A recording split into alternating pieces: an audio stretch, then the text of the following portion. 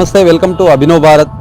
సాధారణంగా ఏదైనా plot registration కావచ్చు, వెంచర్స్ రిజిస్ట్రేషన్ ఇట్లాంటివైనా రిజిస్ట్రేషన్ చేసుకోవాలంటే ఖచ్చితంగా రిజిస్టర్ కార్యాలయానికి వెళ్తారు ప్రతి ఒక్కరు. ఈ క్రమంలో చాలా మట్టుకు నిజామాబాద్ జిల్లాలో రిజిస్టర్ కార్యాలయాలు మొత్తం అవినీతికి కేంద్రాలుగా మారినట్టు పలు సందర్భాల్లో బయటకు పొక్కినటువంటి విషయం ఏసీబీ దాడులే ఇందుకు ఉదాహరణగా చెప్పొచ్చు. నిజామాబాద్ జిల్లాలో మొత్తం 5 సబ్ రిజిస్టర్ కార్యాలయాలు ఉన్నాయి. నిజామాబాద్ సంబంధించి రూరల్ 2 ఉంటే, ఒకటి భీమ్గల్, మరొకటి ఆర్మూర్, బోధన్లో ఉన్నాయి. 5 కార్యాలయాల్లో అసలు ఏం జరుగుతోంది, ఎందుకు ఇట్లా ఏసీబీ తనిఖీలు మాటిమాటికి జరుగుతున్నాయి, అసలు సబ్ రిజిస్ట్రార్లో గతంలో చూసుకుంటే ఒక ఆయన ఏసీబీకి చిక్కినటువంటి సందర్భం, అసలు ఎందుకు ఇట్లా జరుగుతుంది, తెరవేరుక ఎవరున్నారు, అసలు ఏం జరుగుతుంది అనే అంశం పైన అభినవ్ భారత్ ఒక ప్రత్యేక స్టోరీ అయితే అందిస్తుంది. Watch the story. Nizamabad registration కార్యాలయాల్లో అవినీతి మొత్తం దళారులదే నడుస్తుంది. సామాన్య ప్రజలు రిజిస్ట్రేషన్ కోసం వెళ్తే ఈ డాక్యుమెంట్ సరిగా లేవు, ఆ డాక్యుమెంట్ సరిగా లేవని 10 సార్లు తిప్పుతున్నారు. దళారిని తీసుకెళ్తేనే రిజిస్ట్రేషన్ జరుగుతుంది. వాళ్ళ కమిషన్లు మళ్ళీ అలాగే వీళ్ళు లంచాలకు మరీ టూ మచ్గా చేస్తున్నారు. నిజామాబాద్లో మొత్తం 5 రిజిస్ట్రేషన్ ఆఫీసులు ఉన్నాయి. నిజామాబాద్ జిల్లాలో 2 ఉన్నాయి. నిజామాబాద్ డిస్టిక్ సెంటర్లో 2 ఉన్నాయి. ఆర్మూర్లో 1, బోధన్లో 1, భీమ్గల్లో 1 ఉంది. ఎక్కడ చూసినా ఇదే తంతు జరుగుతుంది. సాధారణ ప్రజలు డైరెక్ట్గా రిజిస్ట్రేషన్కి వెళ్ళే పరిస్థితి ఎక్కడ కూడా లేదు. వీళ్ళ గతంలో కూడా రిజిస్ట్రేషన్ ఆఫీస్లో ఏసీబీ దాడులు జరిగి సస్పెండ్ చేయడం కూడా జరిగింది. అయినా కానీ ఇది మారడం లేదు. ఇలాగే జరిగితే సాధారణ వ్యక్తులు రిజిస్ట్రేషన్ కోసం వెళ్ళాలంటే చాలా ఇబ్బంది పాలవుతారు. ఇది రిజిస్ట్రేషన్ దళారులేమో వాళ్ళ సిగ్నేచర్స్ అవి చూసి ఫోర్జరీ చేసుకొని వాళ్ళ ఆస్తులు వాళ్ళకి తెలియకుండానే వేరే వారి పేరు పేరుకి ట్రాన్స్ఫర్లు జరిగిపోతున్నాయి. ఈ విధంగా పేద ప్రజలకు చాలా అన్యాయం జరుగుతుంది. దీని మీద సివియర్గా యాక్షన్ తీసుకోవాలని కోరుతున్నాం ఆర్వైఎఫ్ జిల్లా అధ్యక్షుడిగా. నిజామాబాద్ జిల్లాలో రిజిస్ట్రేషన్ ఆఫీసులు మొత్తం అడ్డాలుగా మారింది. లంచాలు తీసుకుంటా రిజిస్ట్రేషన్ చేసుకుంటా, ఒక్కొక్క ఇల్లు మీద 2 పేర్లు రిజిస్ట్రేషన్ చేసుకుంటే లంచాలు తీసుకొని మొత్తానికి లంచాల మీద నడుస్తుంది. ఈ 2-3 రోజుల రైడింగ్ నడుస్తుంది ఏసీబీలోని. ఇప్పటికి ఇక్కడ 5 రిజిస్ట్రేషన్ ఆఫీసులు ఉన్నాయి. భీమ్గల్, ఆర్మూర్, మరి బోధన్, నిజామాబాద్లో అడ్డాగా ఏంటంటే విచ్చలవిడిగా ఒక్కొక్కటి పేరు మీద. ఇప్పుడు ఇక్కడ నేను ఎక్కడంటే రూటర్ నగర్లో ఒక అమ్మాయి అనసూయ అని ఉంటుంది. ఆమెకు ఎరక లేకుండా రిజిస్ట్రేషన్ వేరే పేరు మీద చేసి, రిజిస్టర్ ఆఫీసర్ వేరే పేరు, ఆమెకు ఎరక లేదు. మరి రిజిస్ట్రేషన్ చేసుకున్న ఆయనకు తెలియదు నా పేరు రిజిస్ట్రేషన్ అయిందంటే. అట్లా రిజిస్ట్రేషన్ చేస్తుంటే ఇక్కడ డబ్బు లంచాలు ఇస్తే, ఎవరు లంచాలు ఇస్తే ఎవరికి రిజిస్ట్రేషన్ చేస్తారు. దీన్ని వెంటనే గవర్నమెంట్ దీని మీద చర్య తీసుకొని ఈ అడ్డాని దీన్ని మార్చాలి. ఈ అధికారుల మీద వేడేసి అధికారులను వెంటనే సస్పెండ్ చేయాలి. నిజామాబాద్లో విచ్చలవిడిగా ఒక్కొక్క పేరు మీద మొత్తం ఇక్కడ రిజిస్ట్రేషన్ చేసుకుంటా, ఒక్కొక్క రిజిస్ట్రేషన్ 2 పేర్లు చేసుకుంటా మారుతుంది. అందుగురించే దీని మీద వెంటనే చర్య తీసుకొని గవర్నమెంట్ దీని మీద చర్య తీసుకొని ఇక్కడ ఏ రిజిస్టర్ ఆఫీసర్ ఉన్నారో ఓలోలు అక్రమంగా సంపాదించిన వాళ్ళందరినీ అరెస్ట్ చేసి వెంటనే జైల్లో పంపించే ప్రయత్నం చేయాలి. పేద ప్రజల్ని కాపాడాలి. పేద ప్రజలకు తెలియదు ఏ రిజిస్ట్రేషన్ ఎట్లా చేస్తారు, ఏం కాదని తెలియదు. నేను చెప్తున్నా, రూటర్ నగర్లో అనసూయమ్మది ఆమె వికలాంగురాలది వేరే పేరు మీద చేశారు. వాళ్ళకి మేము పోయి అడిగితే మాకే తెలియదు అన్న, మా పేరు మీద అయిందని చెప్తున్నారు. అది ఎట్లా జరిగింది అంటే, ఎట్లా జరిగిందో ఆమెకు తెలియదు, చేసుకున్న అతనికి తెలియదు. ఆయన అంటుంటే నాకేం తెలియదు అన్న, మీరు మేము మున్సిపాలిటీ ఆఫీస్ పోయాలంటే వేరే వాళ్ళ పేరు మీద వీలు ట్యాక్స్ వస్తుంది. అది అడుగుతూ ఉంటే మాకు తెలియదు అంటారు. రిజిస్టర్ ఆఫీసులోనేమో మాకేం తెలుసు మేము చేసినామని చెప్తుంటారు. అందుగురించి దీన్ని గవర్నమెంట్ దృష్టి పెట్టి ఈ లంచాలు తీసుకుంటా రిజిస్ట్రేషన్ చేస్తారు, వీళ్ళని వెంటనే సస్పెండ్ చేయాలని ఆర్ఎస్పీ పార్టీగా డిమాండ్ చేస్తున్నాం. रजिस्ट्री की वजह से आया था, कोई बोल रहे नहीं चालू है, बंद है, क्या नहीं, वो पूछने की वजह से आया था भाई, कुछ नहीं बोल रहे। कब आए आप? अभी 1 घंटा और आधे घंटे सबको पूछ रहा हूँ, कोई नहीं बोल रहे। क्या बोल रहे? रजिस्ट्री चालू है, बंद है, कर रहे नहीं कर रहे, वो कुछ मालूम ही नहीं हो रहा। उन्हें क्या ऐसा पूछो तो क्या बोल रहे उन्हें? नहीं मालूम बोल रहे, नहीं मालूम बोल रहे। कैसा बोल रहा आप, किसको बोल रहा? इससे पहले आए तो काम चलते थे? 10 दिन पहले आए थे, चालू था जब, तो पेपर लेके आओ बोले, आज लेके आया हमें, कुछ नहीं बोल रहे कुछ भी। तो वो हिसाब से वो रजिस्ट्री चालू है नहीं है, रजिस्ट्री का से ठहरा हुआ हमें करके जाएंगे बोले साहब।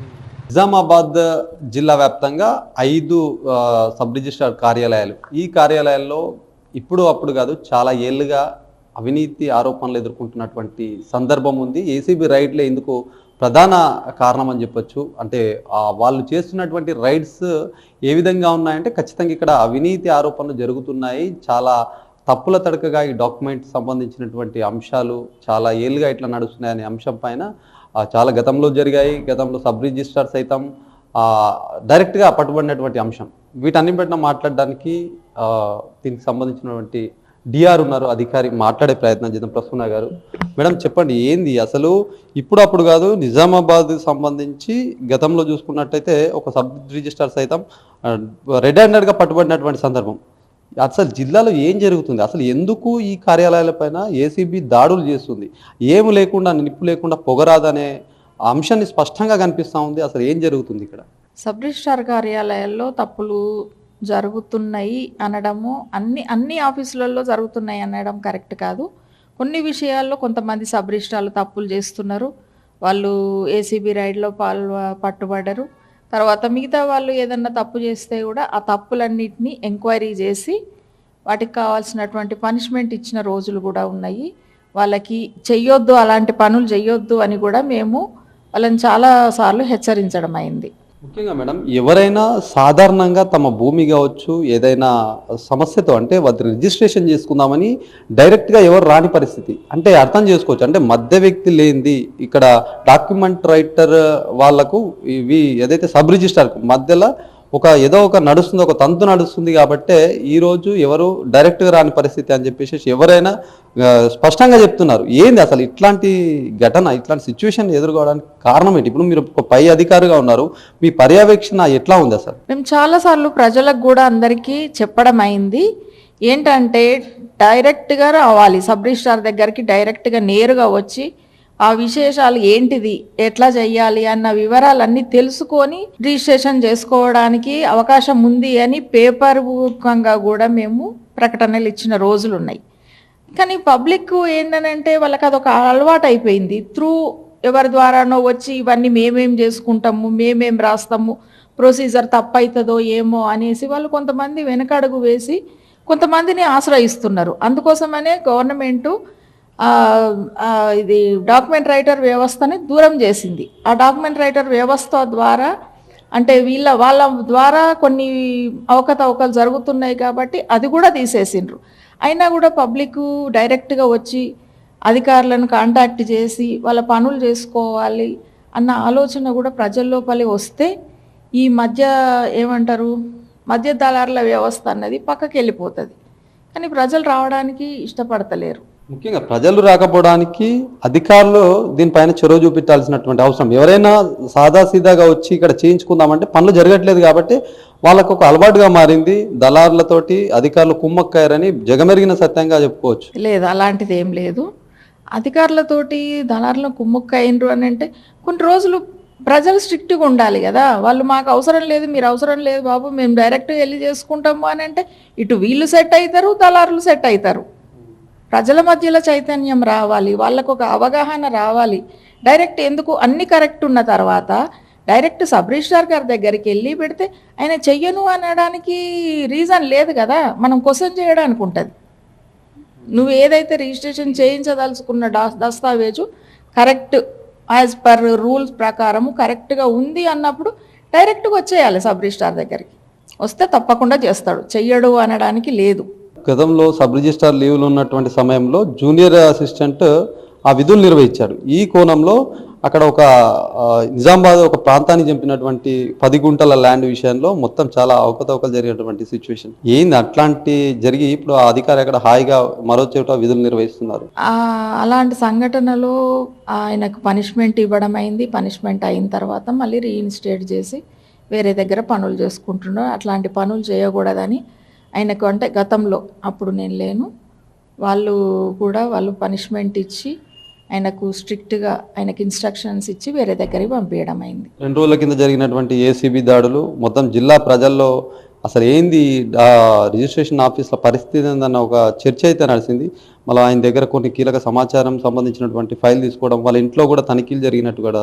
ఆ తనిఖీలలో ఏమి జరిగిందో మాకు తెలియదు కానీ ఆఫీస్లో మాత్రం అంత క్లియర్గా ఉంది, ఎలాంటి అవకతవకలు జరగలేదు, అది కూడా గుర్తించిండ్రు వాళ్ళు. కాకపోతే మొత్తం అన్ని ఆఫీసులలో స్టేట్ లెవెల్లో కూడా డిస్ట్రిక్ట్ లెవెల్లో కూడా ఏసీబీ సర్ప్రైజ్ ఇన్స్పెక్షన్లు చేస్తున్నారు కాబట్టి దానిలో భాగంగా మా ఆఫీస్కి వచ్చారు వాళ్ళు. ఒక్క లింకు డాక్యుమెంట్కు ఇంత అని ముక్కుపిండి వసూలు చేస్తున్నారని చెప్పేసి చాలా చర్చ నడుస్తుంది. కొంతమంది బహిరంగంగా మాట్లాడలేకపోతున్నారు, మాతో కూడా చెప్తున్నారు. బట్ చెప్పలేకపోతున్నారు. అసలు ఏంటి ఇంత ఇట్లాంటి తంతు నడుస్తూ ఉంది? మీరు ఒక డిస్ట్రిక్ట్ రిజిస్టర్గా మీ దృష్టికి ఎప్పుడు రాలేదా? మరి మీరు ఏం చర్యలు తీసుకోలేదు? అలాంటి విషయాలు లింక్ డాక్యుమెంట్ల గురించి నా దగ్గరికి అయితే ఎవరు రాలేదు. నేను ఇక్కడే ఉంటా కదా, వచ్చి చెప్పొచ్చు కదా. అసలు ఫస్ట్ ఆఫ్ ఆల్ ప్రజలకు నేను చెప్పేది ఏంటంటే, వాళ్ళు అన్నీ కరెక్ట్గా ఉన్నప్పుడు మీకు ఇవ్వాల్సిన అవసరం ఏమున్నది అని సబ్ రిజిస్ట్రార్ని క్వశ్చన్ చేయాలి. వాళ్ళు అడగాలి, నీకు లేదు ఈ రూల్ ప్రకారం అన్నీ ఉన్నాయి, ఉన్న తర్వాత నీకు ఎందుకు ఇవ్వాలి అని అంటే ఎందుకు చెయ్యడు సబ్ రిజిస్ట్రారు? వీళ్ళు మధ్య దళారులు ఏమన్నా సృష్టిస్తున్నారో అదేమో మాకు తెలియదు, కానీ అన్నీ కరెక్ట్గా ఉన్నప్పుడు సబ్ రిజిస్ట్రార్ దగ్గరికి నేరుగా ప్రజలు వచ్చి కాంటాక్ట్ అయ్యి వివరాలు తెలుసుకొని వాళ్ళ పనులు చేయించుకోవాలి. నేను ప్రజలకు అదే చెప్తున్నా, మా స్టాఫ్కి అదే చెప్తున్నా. దళారులు అంటే కొంతమందిని పిలిచి కూడా నేను చెప్పడం అయింది, మీరు ఇలాంటి పనులు చేయొద్దు, సబ్ రిజిస్ట్రార్ని ఇబ్బంది పెట్టొద్దు. ఎందుకంటే వాళ్ళ లైఫ్ ఇష్యూ కదా, ఎంతో కష్టపడి ఉద్యోగానికి వస్తారు. వచ్చిన వాళ్ళు ఉద్యోగాలను పోగొట్టుకోవాలని ఎవరికి పర్సనల్గా ఇంట్రెస్ట్ ఉండదు కదా. అలాంటి పనులు చేయొద్దు అని నేను మా సబ్ రిజిస్ట్రార్లందరికీ చెప్పాను, మా స్టాఫ్కు చెప్పాను. వాళ్ళకు కూడా దళారులు కాదు, ప్రజలు ఫస్ట్ మోటివేట్ అయ్యి ఈ దళారుల దగ్గరికి పోవద్దు, నేరుగా కార్యాలయానికి పోయి వివరాలు తెలుసుకోవాలి, రిజిస్ట్రేషన్ చేసుకోవాలి. ఇక్కడున్న సిబ్బంది కావచ్చు, కొంతమంది మధ్య వ్యక్తులు ఎవరైతే ఉంటారో వాళ్ళు సబ్ రిజిస్టర్ని ముందుగానే కన్సల్ట్ అయ్యి రేపు ఇట్లాంటివి ఉన్నాయి అని చెప్పేసి చెప్పడము, దాన్ని చకచగా వ్యవహారం నడిపించడం. అసలు డాక్యుమెంట్స్ ఉండకపోయినా, లేఅవుట్లు లేకపోయినా అట్లాంటి రిజిస్ట్రేషన్లు ఈ రోజు కాదు చాలా రోజులుగా నడుస్తున్నాయి. ఈ మధ్య కాలంలో రియల్ ఎస్టేట్ డౌన్ అయినప్పటికీ కూడా మళ్ళీ ఆ వేగం ఏ విధంగా ఉందో కొన్ని ప్లాట్లను అయితే అదే విధంగా రిజిస్ట్రేషన్ చేస్తారు కదా. అలాంటివి చేయొద్దని మేము ఆర్డర్స్ ఇచ్చినాం వాళ్ళకి, సబ్ రిజిస్ట్రార్లకి అలాంటివి చేయకూడదని వాళ్ళకి ఆర్డర్స్ ఇవ్వడం అయింది. అదే పాటిస్తున్నారు అని అనుకుంటున్నాం. రైట్, ఇది పరిస్థితి. మొత్తానికి సబ్ రిజిస్టర్ల వ్యవహారం అయితే జిల్లా వ్యాప్తంగా తీవ్ర సంచలనంగా మారినటువంటి పరిస్థితి.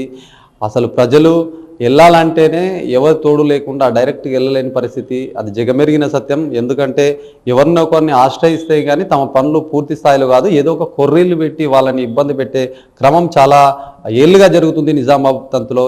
దీనికి సంబంధించి ఇప్పటికే ఏసీబీ రైడ్లైన సిచ్యువేషన్లో అసలు ఎక్కడికక్కడ షాప్స్ సైతం మూసుకున్నటువంటి పరిస్థితి. దీనిపైన సబ్ రిజిస్టర్ సైతం తమ వివరణ సైతం అందించినటువంటి సిచ్యువేషన్గా చెప్పొచ్చు. ఎవరైనా సబ్ రిజిస్టర్లుగా ఇట్లాంటి కార్యకలాపాలకు పాల్పడొద్దని చెప్పి మేము చెప్తున్నాము. ప్రజలు కూడా యాక్టివ్గా ఉండాల్సినటువంటి అవసరం ఉందని చెప్పి సబ్ రిజిస్టర్ ప్రసూన సైతం చెప్తున్నటువంటి పరిస్థితి. నిజామాబాద్ సబ్ రిజిస్టర్ కార్యాలయం అవినీతికి అడ్డాగా మారిందన్న చర్చ అయితే నిజామాబాద్లో నడుస్తూ ఉంది. ఎందుకంటే గత 2-3 రోజుల క్రితం జరిగినటువంటి ఏసీబీ దాడులే ఇందుకు ఉదాహరణగా చెప్పొచ్చు. గతంలో ఏసీబీ తనిఖీ అధికారులు మొత్తం రెడ్ హ్యాండెడ్గా ఒక వ్యక్తిని పట్టుకున్నటువంటి పరిస్థితి. ఆయన సబ్ రిజిస్టర్, ఆయన రామరాజు, ఆయనను అప్పుడే మొత్తం జిల్లా వ్యాప్తంగా కోడే కూసింది. ఎందుకంటే ప్రభుత్వానికి ఆదాయ వనరులుగా ఉండే ఇట్లాంటి సబ్ రిజిస్ట్రేషన్ ఆఫీస్లో ఇట్లాంటి తంతులు జరగడం మొత్తం జిల్లా ప్రజలు ఆశ్చర్యపోతున్నటువంటి సిచ్యువేషన్.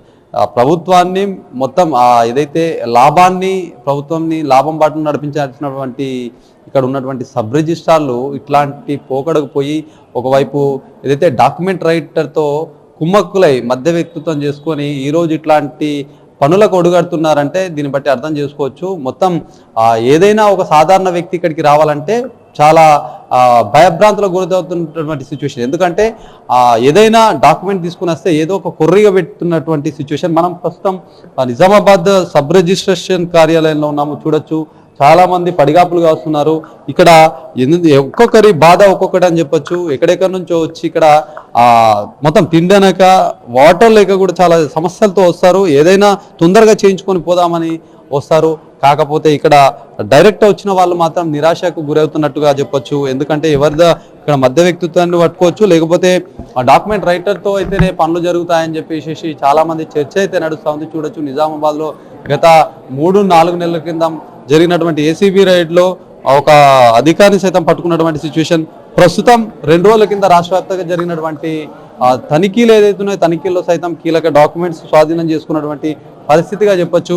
మరి ఏదైతే సబ్ రిజిస్టర్ ఉన్నారో ఆయన ఇంటికి వెళ్ళి కూడా అక్కడ మొత్తం తనిఖీలు నిర్వహించినట్టు కూడా తెలుస్తూ ఉంది. ఏసీబీ అధికారులు అయితే మొత్తం నిఘా పెట్టారు. ఎక్కడికక్కడ ఏం జరిగింది, ఎట్లా అనే విషయాలు మరింత తెలవాల్సినటువంటి అవసరం ఉంది. మరి సబ్ రిజిస్టర్ కార్యాలయంలో చాలా ఏళ్ళుగా సాధారణ వ్యక్తి రానటువంటి పరిస్థితి, ఎవరైనా దళార్ని పట్టుకుని వస్తేనే పనులు జరుగుతాయనే అట్లాంటి సిచ్యువేషన్ నెలకొన్నటువంటి పరిస్థితి గతంలో చాలా జరిగాయి.